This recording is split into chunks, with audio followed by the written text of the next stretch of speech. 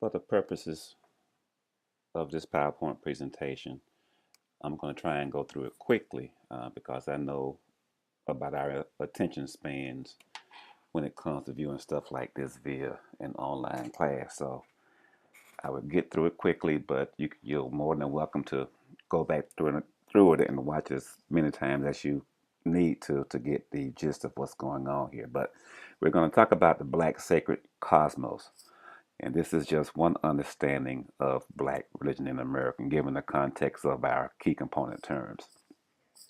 When we're talking about the Black sacred cosmos, we're talking about primarily how two different kinds of things came into being to create a sacred space for African derived people. And one of those is our African past, and the other is Western Christianity, both Catholicism and Protestantism.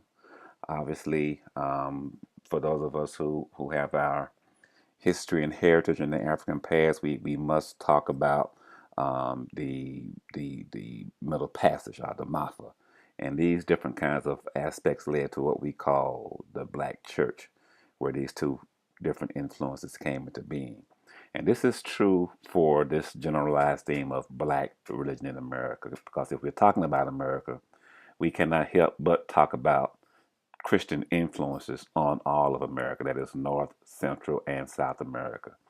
And when it comes to African derived people, we cannot negate the influence of Christianity, whether our ancestors claim an affinity for Christianity or not. It was just that permeable worldview that penetrated all of who we are. We have two separate confluences of these two traditions. One is our African heritage, as I've said before. These are those indigenous religious beliefs of found on the African continent and being brought from the African continent to um, the American continents, I would say. And also these African derived religions based upon what took place once those enslaved Africans were brought to the shores, how Christianity and these heritages, these African retentions melded together to create something new, something different. And some of these African derived religious practices, some of these African derived religions were very influential in the Americas, particularly in Central and South America. And here's we have this. I don't want to use a pejorative term, whether we call it shame or anything like that, but this is a practitioner of the African traditional religions.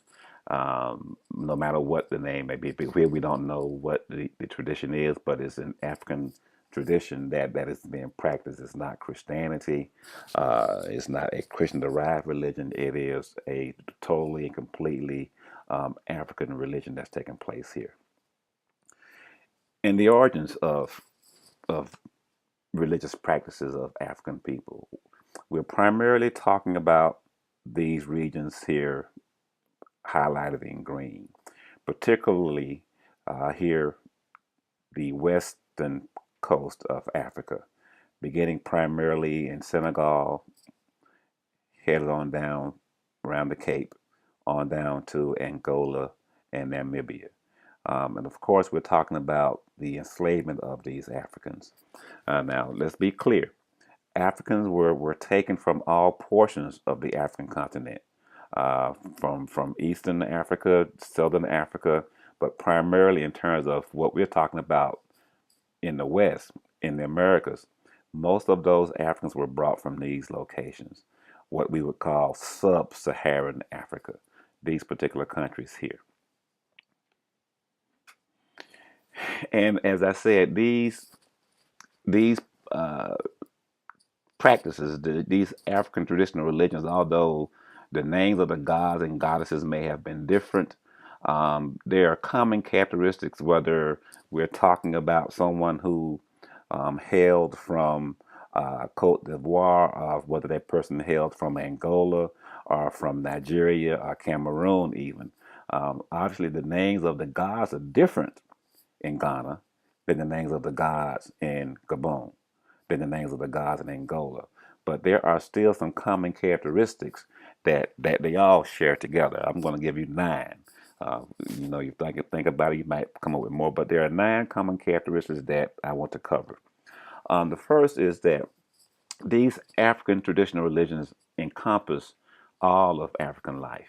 Now, I know for those of us who have an adherence to Christianity, we would say the same thing about Christianity, but if you really think about it in terms of what we actually do, we relegate Christianity to certain days of the week, primarily on Sunday. What I'm talking about here with African traditional religions, everything is infused with a certain kind of worldview that lends a sacrality to everything that takes place, from the birth of a child to the erecting of a building, to the planting of crops, to the harvesting of the same. These religions, they encompass all of life from birth to death. Also, these religions are ethnic in roots. That is, they are in family lines. There are no doctrines, no creeds, no confessions of faith, a la Christianity. In Christianity we say, "I believe in Jesus." With these African traditional religions, it's a matter of, are you born into it? Is it about you adhering to the family structure, the family gods, the family goddesses? So it's about a family line. And a lot of these traditions can trace their religions matrilineal. That is, through the lines of the mother. Obviously, some are also patrilineal, but it's about family. It's about who your mama is, so to speak, who your daddy is, so to speak. They're very ethnic in roots. There's also this concept of communal theism. That is, everybody who's engaged are related together in the community, from the gods and goddesses, the ancestors, the spirits, the human beings. Everyone is a part of this community of divine purpose. And everyone is responsible for everybody else. The gods and goddesses are responsible for us, and we in turn are responsible for the spirit realm, for making sure that we do things to, dare I say, placate the spirit realm. So we all are part of this community, and we are all responsible for each other in this community. There's also ancestral veneration. Not ancestral worship, although some may call it that. This is about respecting those who have gone on before us, those who have died and have passed on, but we still honor them, we still respect them. Even some of you may have vestiges of that in your own family. You still remember, grandmama's birthday, or some of you may visit great uncle's grave on the day of birth or the day of death. But it's about honoring those people who have gone on before you, respecting them, and never forgetting who they were. Now, one important part about ancestral veneration is that no matter what that person may have been like in life, that person may have been a mean SOB, a stone cold BI. But once they pass over, once they die, they're no longer that person anymore. They have now become a part of this honored member of the ancestral community. And as a part of that, you do give them that respect for being an ancestor. There's also herbalism and divination. Herbalism means exactly that, the use of herbs in some religious ritual. And divination is the act of trying to determine the will of the gods and goddesses, the will of the ancestors, or the will of some other spirit for you in your life right now. Because that's an important key in terms of these African traditional religions. It's about how can it help you to live your life right now. It's not so concerned about dying and getting some kind of reward once you die. It's about, how can I live a life of justice right now? How can I live an ethical life right now? How can I live a life of peace and joy and even wealth right now? So this is what divination is. And herbalism, to use a An example that we all may be familiar with, the use of herbs in some Rastafarian tradition, that is, the use of marijuana or ganja in some Rastafarian traditions. That is what herbalism is, the use of some plant life in the ritual. And there's also ritual food offerings and animal sacrifices, whereby you are offering some food, whatever the food may be, to the god, the goddesses, or the ancestors, or some other spirit, or you are sacrificing an animal. And by animal sacrifice, I do mean the spilling of that animal's blood. You're getting a live animal, be it a chicken, a goat, a cow, whatever the case may be. You are getting a live animal and sacrificing that to the spirit realm, based upon what you have found out during the divination process, or maybe based on what you have found out during the ritual service where herbs were used. So it's about doing this, offering this to the spirit realm in order to take care of them and in order to live in harmony with them and in order to live a life of balance. There's also what we call possession trance and mediumship.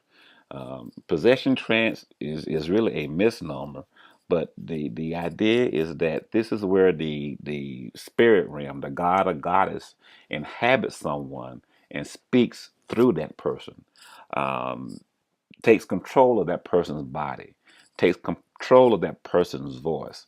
And for those of you who come from a certain Christian tradition, it's akin to having the Holy Ghost come and you begin to shout and dance and gesticulate and all these other kind of things where you are not truly controlling what's going on. The Spirit has come upon you. And this is what possession trance is all about. Mediumship, on the other hand, is not the same kind of thing. It's about having someone who acts as a go-between you and the spirit realm. This person is not possessed, but through some ritualized activity, this person can communicate with you about what the spirit realm wants, and likewise communicate to the spirit realm about what you desire. And then here, the saliency of neutral mystical power, the power, the importance of neutral mystical powers. Um, I've talked about gods and goddesses, I've talked about ancestors, and I've talked about the spirit realm. In these traditions, it is recognized that there are not only gods and goddesses, and there are not only um, ancestors.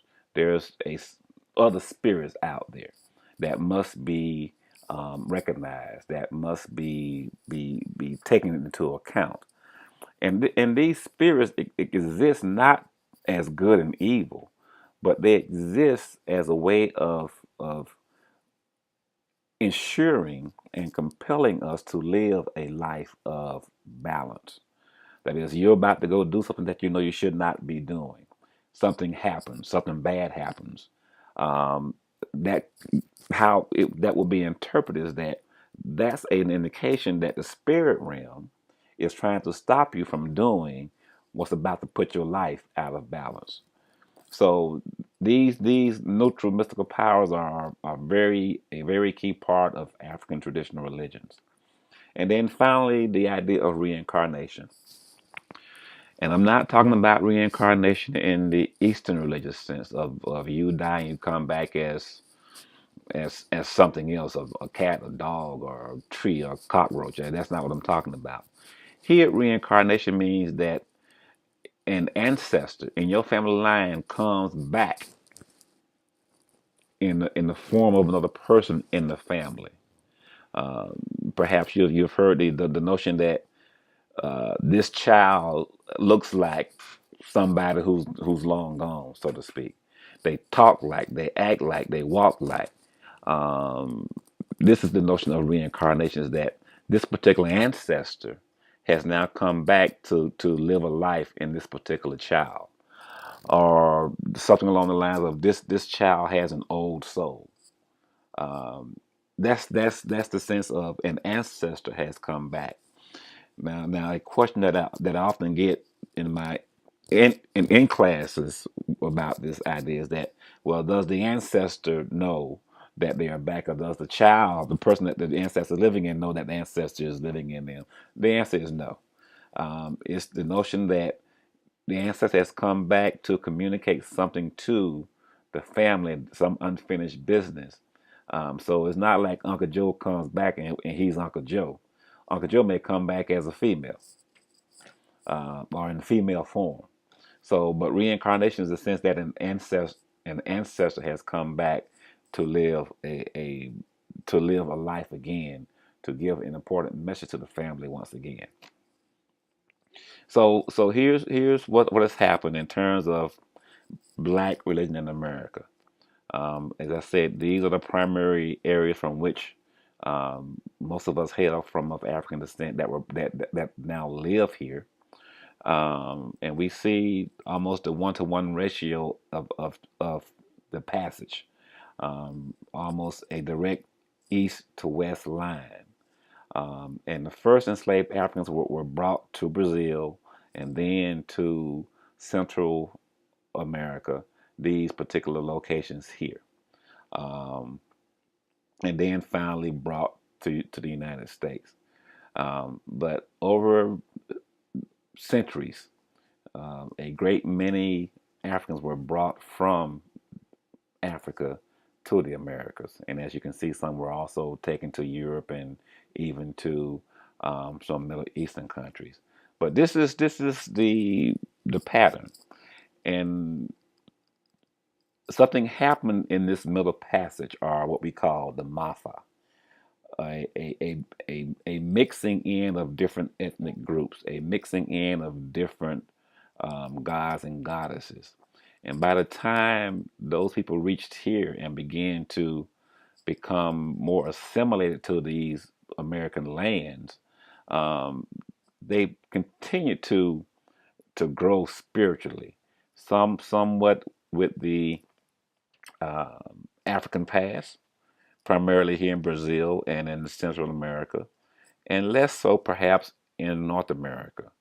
But there are still these African retentions that help us to understand black religion in America. So this is one aspect of the black sacred cosmos, that African past. The other aspect is obviously Christianity. As I said, exposed to these Africans were exposed to Christianity, both Catholicism and Protestantism.